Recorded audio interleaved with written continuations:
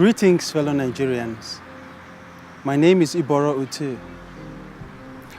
I am a nation builder.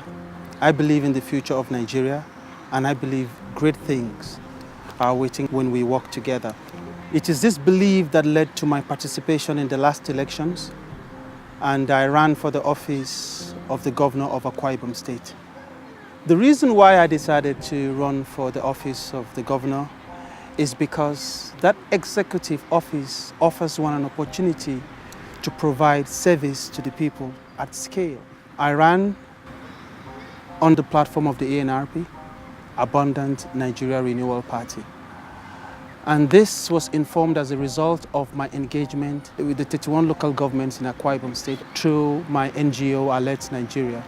I massively engaged my people in community development, leadership and entrepreneurial development as well, through various projects and programs.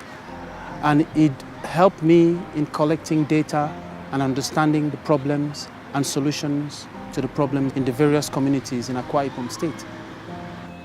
I engaged in various rallies, town halls across the state, but also across the country and even in the UK, where we have a vibrant Akwa Ibom community. I engaged with my people to understand it in a deeper sense, the urgency and the real issues affecting their lives, and how to take us on that trajectory to success, progress, and development in no time. But then the election came and went, and there was such massive rigging in the outcome. 90% of the votes that were available were bought by major parties that engaged in the exercise. It is a known fact in the state, across the state, that the winning party put in 1.1 million naira per polling unit in Akwa Ibom State. Obviously, with such amount of money and such exercise, especially in voter intimidation and the rest of it, we couldn't compete. My supporters were not allowed to vote. They were intimidated and taken out of the system.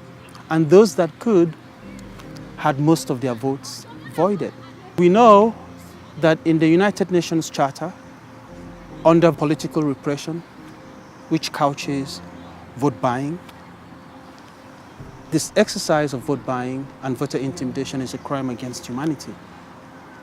So we saw the need to approach the election tribunal to state our case.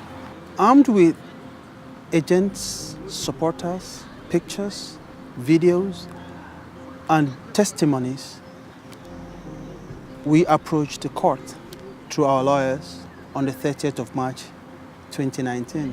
As you can see, this is the gubernatorial election petition tribunal, as well as the National Assembly and the State House of Assembly election petition tribunal. We're here precisely to file an election petition action challenging the declaration of the results of Akwa Ibom State governorship elections.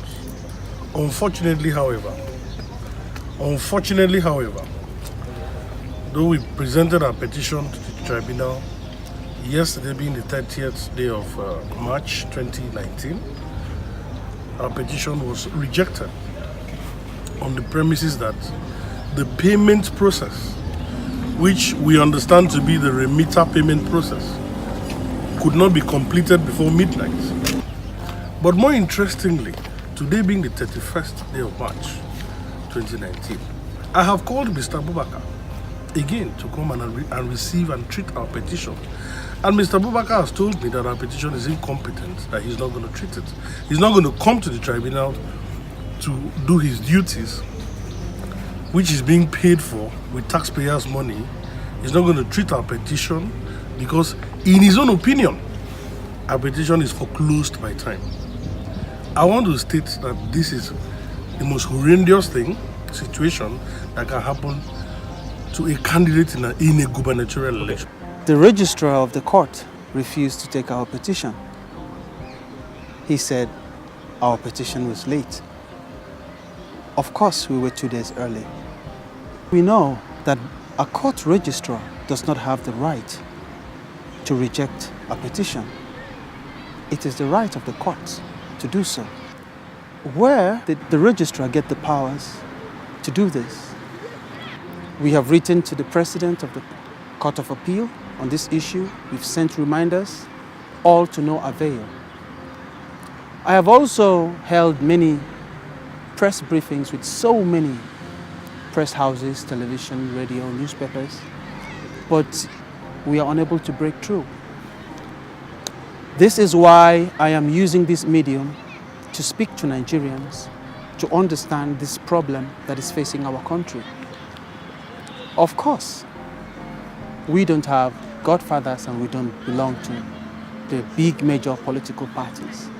But does this mean we can't contribute to this country? And does this mean that the common man can't approach the courts to get justice? If we can't do so, where else can the common man go?